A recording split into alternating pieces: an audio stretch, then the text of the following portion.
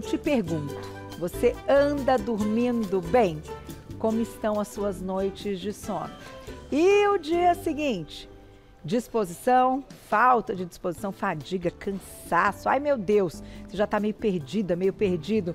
Que horário do dia você rende mais? Pois é, essa pauta vai te ajudar. Porque hoje a gente convidou o Dr. Danilo Esguilar, que é otorrinolaringologista e médico do sono. Bem-vindo, doutor. Obrigado. Tudo bem? Obrigado, Sempre um prazer Carol. te receber, Igualmente, viu? digo mesmo. Pra gente falar de algo que é pouco dito, eu até não conhecia esse termo, que é o tal do cronotipo. Vocês já ouviram falar sobre isso? Vai nos ajudar a entender um pouquinho mais, né, das nossas condições.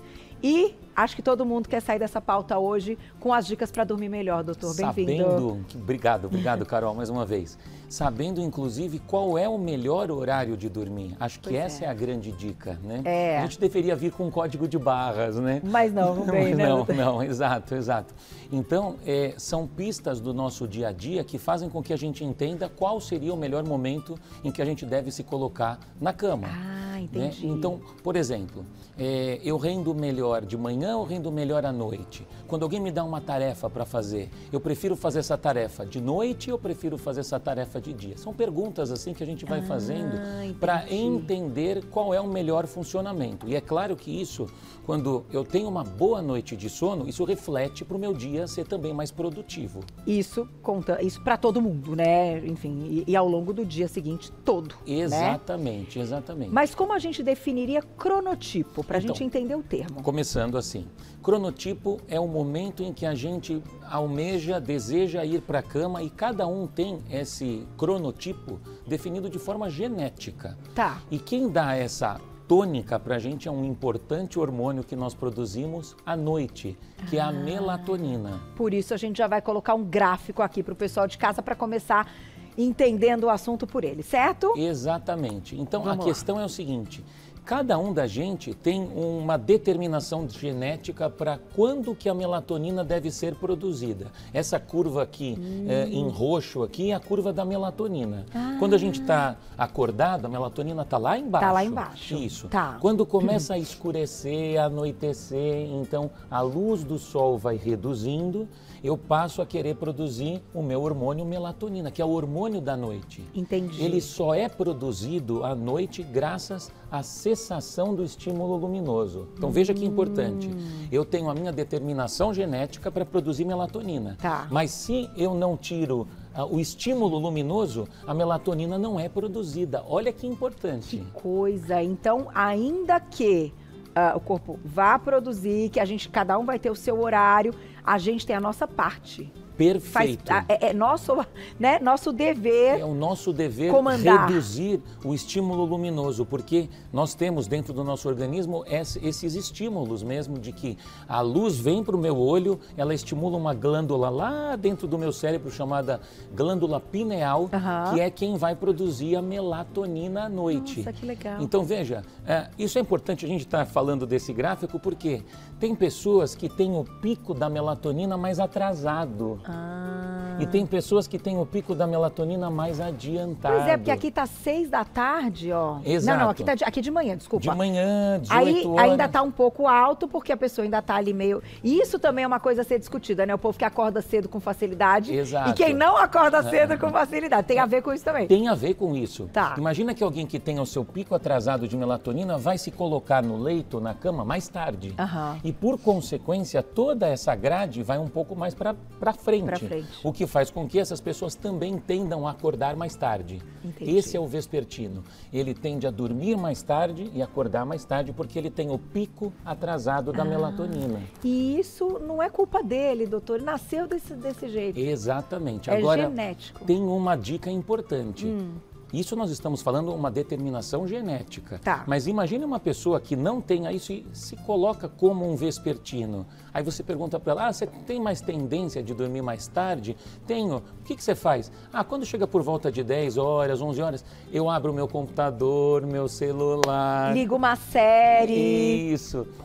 Então, às vezes, não é uma bem verdade. Entendi. Ele tem uma má higiene do sono. Certo. E faz com que esse sono fique para um segundo plano, fique para depois. Entendi. Mas quando a pessoa realmente comprova que, olha, eu tenho isso desde a minha adolescência, eu trago isso na bagagem há bastante tempo, na minha família as pessoas dormem até mais tarde. Opa, tem algumas pistas genéticas para que a gente coloque esse paciente, essa pessoa, de um padrão mais vespertino. E aí, não quer dizer que seja bom ou ruim, mas é que vai mudar a qualidade de vida dela, acertar. Perfeito. Né, doutora? Essa é a colocação. Porque não tem julgamento não nessa tem parte. Bom e ruim. A pessoa se reconhecendo como tal. Eu sou um vespertino. Então, que eu realmente faça as atividades mais para o período da tarde, mais para a noite, mas que eu também durma até mais tarde. Entendi. O problema do vespertino, muitas vezes, é porque ele acorda mais cedo, porque ele tem que levar filho na escola, porque às vezes ele se coloca num trabalho que vai mais cedo e aí acontece o seguinte: privação de sono. Dorme pouco. Então o vespertino acaba sofrendo muito com isso, porque dorme pouco, Entendi. se priva das horas de sono.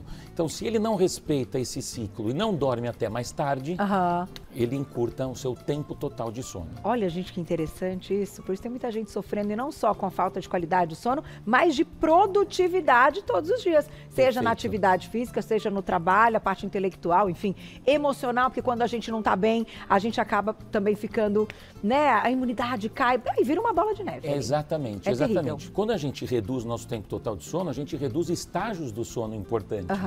É o sono de ondas lentas, que faz parte realmente desse controle da imunidade que você bem falou. Entendi. Controles realmente metabólicos, como o pico do GH. E aqui tem um gráfico muito importante. Ai, vamos falar do gráfico. Este importante hormônio também, que é o cortisol. E aí, né? doutor? O cortisol, ele faz essa consonância com a melatonina. Quando eu tenho melatonina alta à noite, eu tenho baixa de cortisol. Quando eu acordo, meu cortisol está lá em cima. Lá no alto. Isso. Tá. E aí as pessoas que muitas vezes fazem essa inversão, a pessoa está ansiosa, agitada, faz muitas vezes essa inversão. O cortisol aumenta à noite, quando na verdade ele deveria estar baixo. Que coisa! Isso realmente é importantíssimo. Então, ter uma hora, a gente estava falando da importância de se ter boa qualidade de sono. Sim. É exatamente para respeitar essa arquitetura hormonal de melatonina alta, cortisol baixo, aumento de GH, que é um outro hormônio importante, especialmente para as crianças, que é o hormônio do crescimento. Vamos falar um pouquinho, então, outras coisas que estão envolvidas com essa liberação da melatonina. Você comentou, claro, a nossa parte é, então, apagar a luz.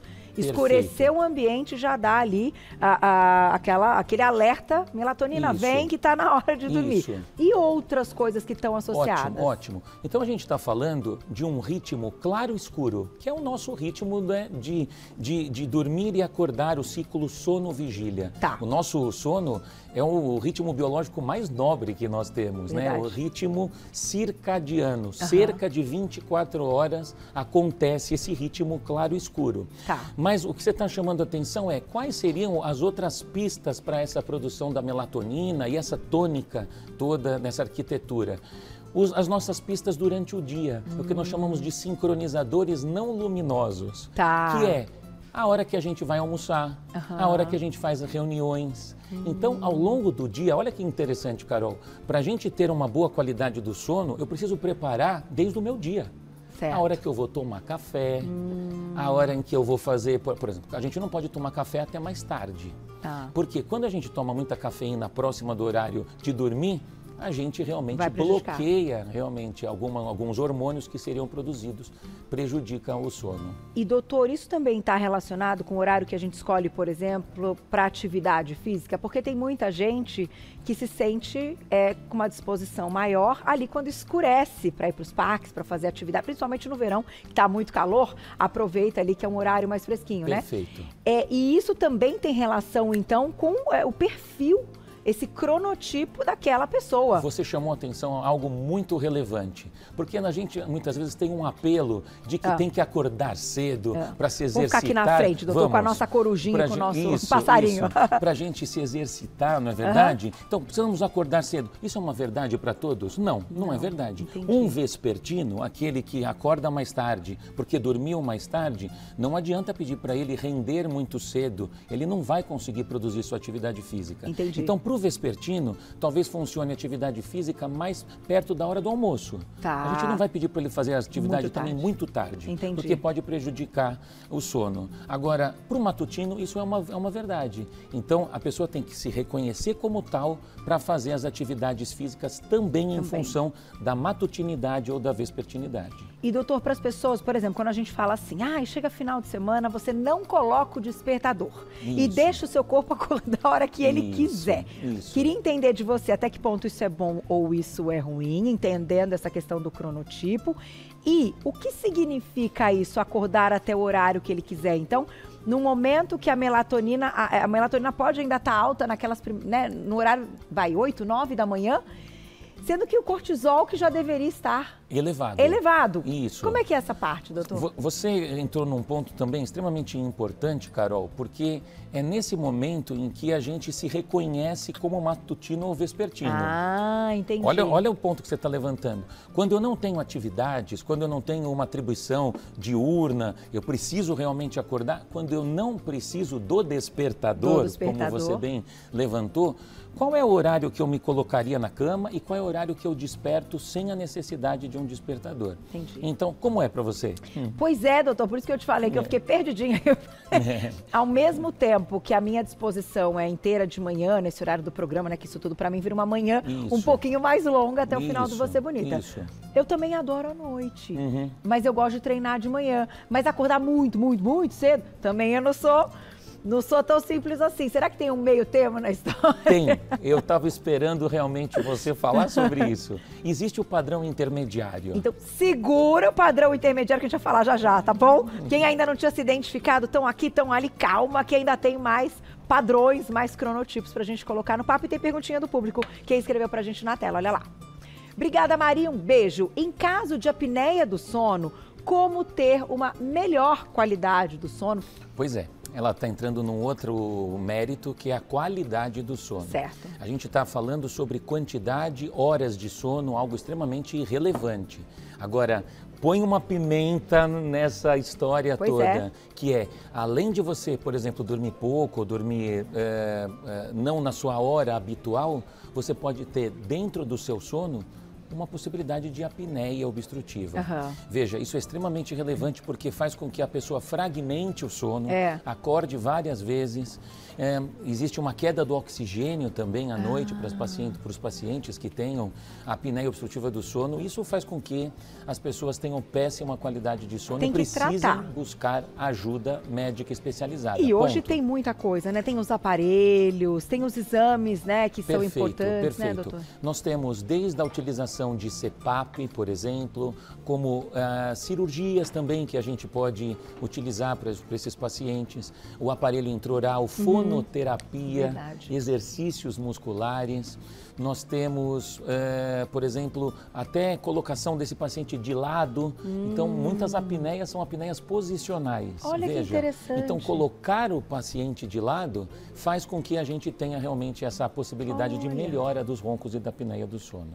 Tem que fazer o teste também, procurar ajuda, fazer os exames direitinho, né? Exato. Vamos, antes de mais perguntinhas do público, vamos falar do padrão intermediário. Então, aquelas pessoas que talvez como eu, até rendem de manhã, gostam de praticar atividade física de manhã.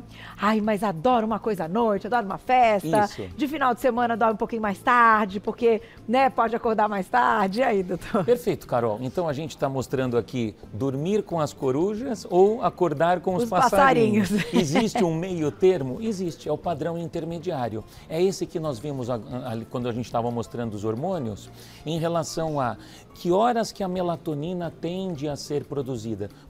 Na grande maioria da população, por volta de 20, 21 horas, tem o seu pico da melatonina em torno de 2, 3 horas da manhã, e aí depois ela tem essa queda por volta de 8 horas da manhã. Interessante. Então, o padrão intermediário faz com que a gente verse melhor em relação a se eu vou um pouco mais tarde, eu não tenho grandes prejuízos. Se eu acordei um pouquinho mais cedo, eu não tenho grandes prejuízos. Entendi. Bom, então tá tudo bem. É isso. A gente, né, vai pensando. Agora, sabe o que me veio na cabeça? Como você disse que tem coisas que a gente precisa reparar, até para entender um pouquinho do nosso cronotipo, é observar as crianças.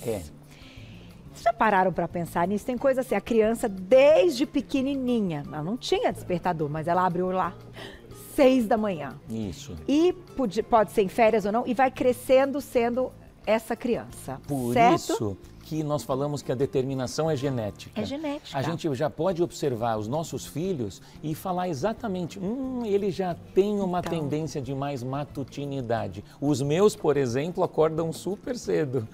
O meu, se puder dormir, dorme. Tá vendo? Que louco! E desde pequenininho, não era uma criança que 6 da manhã estava lá, oi, bom dia, vamos brincar. Não. Exatamente. Não, tá você botou ali no colo, vamos dormir mais um pouquinho, sempre dormiu, que loucura. O meu caso é assim, vai dormir, você tá muito cedo já acordando. Olha, não tem gente, então dá para dormir mais um pouquinho, não, as crianças já acabou acordaram. Meu sono. Que coisa, doutora. Então, acho que pode ser um exercício nosso observar as crianças, Perfeito. ou para quem já está numa fase adulta, perguntar ali para os pais como eu era quando eu era criança. É verdade, eu acho que pode ajudar, né, doutor? Sem dúvida. Vamos colocar sem a perguntinha do público, quem escreveu pra gente na tela, olha lá.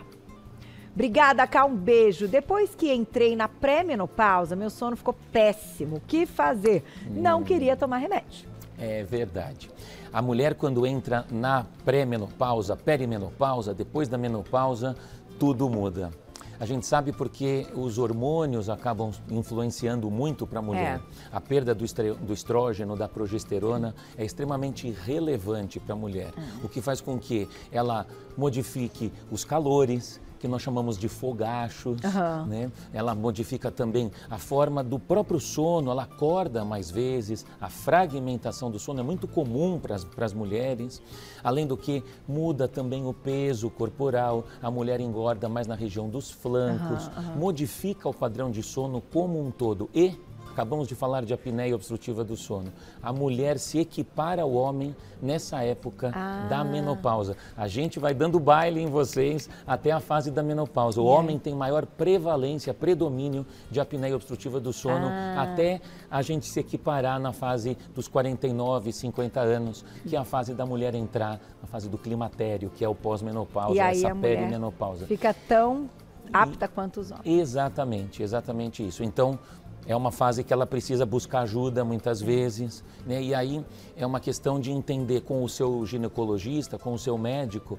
a importância de poder fazer, por exemplo, uma terapia de reposição hormonal. Se não houver contraindicação, a terapia de reposição hormonal pode ser uma alternativa a esse tratamento e efetivamente ter um sono melhor. Porque dormir bem é a base. Né? Sem dúvida. Sempre vai ser mais importante do que muitas coisas que a gente acha que é mais importante, mas o sono é o mais importante, né? Isso. Tem mais perguntinha na tela? Quem escreveu pra gente? Olha lá. Obrigada, Vanessa, um beijo pra você. Vou dormir às 10 e levanto às 4h30 para ir à academia. Parabéns, antes de tudo, né? Amo fazer exercícios neste horário. Porém, quando eu volto, eu tenho muito sono. O exercício não devia me dar mais ânimo? Nossa, que pergunta fantástica. E 4h30 é cedo. É muito cedo. Por mais que a pessoa seja matutina, acorde com os passarinhos aqui, ainda assim a gente tem que entender se ela não está amputando horas de sono adequadas. Né? Quantas horas, essa é uma pergunta, né? Cabali, quantas horas de sono são necessárias para eu ter uma boa noite de sono? Né? Então, a resposta, a gente devolve essa pergunta. Pois é. Né? Porque assim, quantas horas para você são necessárias? Uma média populacional em torno de 7, 8 horas de sono. Mas existem os chamados curto-dormidores e existem os longo-dormidores. Também, doutor? Também. Então, nós estamos falando do cronotipo, que é a hora em que a gente deve se colocar na cama, e as horas de sono também existe uma determinação genética para isso. Então, não vamos julgar as pessoas que gostam de dormir um pouquinho mais. Exato. Pode ser uma necessidade fisiológica. Pode ser uma necessidade fisiológica. Uau. Agora, Carol, complementando a pergunta da nossa telespectadora, algo extremamente importante também. Se ela está sentindo sono, veja que importante, a pista dessa informação é ela sentir sono. Porque se ela escreve, por exemplo, para a gente assim, eu faço minha atividade 4h30 da manhã e me sinto super disposta, talvez ela seja uma curta dormidora e uma matutina.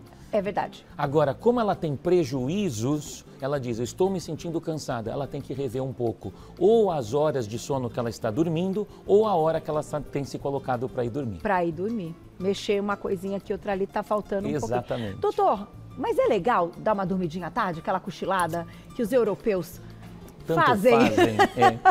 É. E que, enfim, será que ajuda? É verdade. Ótima pergunta. Então, a ideia é que, assim, os cochilos para o nosso desenvolvimento são internamente importantes, porque fazem com que a gente realmente consiga reparar, descansar, que é a siesta, né? Que é tão siesta, realmente utilizada na Europa. E a sua pergunta é fundamental. Faz parte? É realmente importante? A resposta é que sim, desde que atrelado ao almoço e que dure 20, 30 minutinhos. Não pode passar disso. Não pode passar disso, nem que seja muito no meio da tarde, porque senão você depõe contra o sono da noite. À noite. Que interessante, tá vendo? Quem puder, quem conseguir, a dica tá dada. Isso. A gente tem um tempo curtinho, mas vai dar tempo de mais uma, né? Na tela, quem escreveu pra gente, olha lá. Denise, obrigada, um beijo. Depois que tive bebê, eu acordava várias vezes à noite e comecei a ter paralisia do sono. É normal? Então, paralisia do sono, primeiro, o que é? Paralisia do sono é quando você acorda e não consegue se mexer. Você tem a consciência que acordou e não consegue se mexer. Loucura. Então, isso, de fato, faz com que ela tenha que entender, será que ela está se privando de sono? Ela contou a história do bebê, isso faz todo sentido. Então, são essas modificações como privação, estresse, que podem modificar a qualidade do sono e, por exemplo, para a telespectadora ter tido a chamada paralisia do sono. Vale a pena buscar ajuda. Buscar ajuda. Isso. E de repente rever toda essa parte mesmo a hora que vai dormir e o período em que ela está dormindo, o tempo de sono dela. Quando eles são bem pequenos, claro, bebês, essa parte é bem interessante, mas eu acho que depois que a gente se torna mãe, é aquela história. Dormir igual antes, nunca mais também, né, doutor? Porque muda a preocupação muda tudo. A preocupação, ela é presente sempre, mas de qualquer forma, não deixe de procurar ajuda, né, se está atrapalhando sua qualidade de vida, né? Perfeito, é isso aí. Dá tempo de mais uma, quem escreveu pra gente na tela. Obrigada, Pri, um beijo. Como funciona esse cronotipo para quem trabalha na madrugada? Então, 2 minutinhos, doutor. Exatamente. Olha só. Quando a gente trabalha na madrugada, a gente está fazendo aquela inversão dos hormônios. Eu estou aumentando o cortisol e reduzindo, né, reduzindo a melatonina, que deveria ser o oposto. Então, nesse aspecto é o seguinte, a dica que a gente dá para o trabalhador de turno é que quando ele sai do seu ambiente de trabalho, que ele leve, por exemplo, um óculos escuro para andar durante o dia de óculos escuro para não ter o estímulo luminoso e assim não cessar a produção de melatonina. Que loucura, em alguns casos, doutor. a gente até prescreve melatonina para o trabalhador de turno. Quando chega em casa, conseguir dormir. Porque aí, quando ele tem esse suplemento da melatonina, ele dorme de forma satisfatória. E deixar a casa toda fechadinha para quando ele chegar, que tá tudo claro lá fora, ele não vai ver o claro. Exato. O escuro vai fazer com que ele durma melhor, realmente produza melhor a sua melatonina. Se não conseguir produzir, a gente suplementa, mas sim que ele consiga ter uma noite durante o seu dia. Ele transforma ali a casa, o quarto, num ambiente noturno, como se fosse noite realmente para seguir a vida. Até porque a gente sabe que muitos profissionais da área de saúde que estão em ambiente hospitalar precisam ter muita atenção. Sem dúvida. Imagina, de madrugada, as UTIs, etc. Exato, né? porque enfim, inclusive na outra noite subsequente ele tem que produzir, ele tem que trabalhar. Então ele tem que descansar durante o dia. Doutor, muito obrigada. Que pauta super legal, tá vendo, gente? Tudo tem um porquê na história. Vão lá depois para mandar pelo YouTube, né? Compartilhar com todo mundo. @doutorabreviado.danilo.esguilar, SGUI2LAR. @doutor Danilo Esguilar, é otorrinolaringologista e médico do sono. Obrigada, até a próxima. Obrigado, Carol.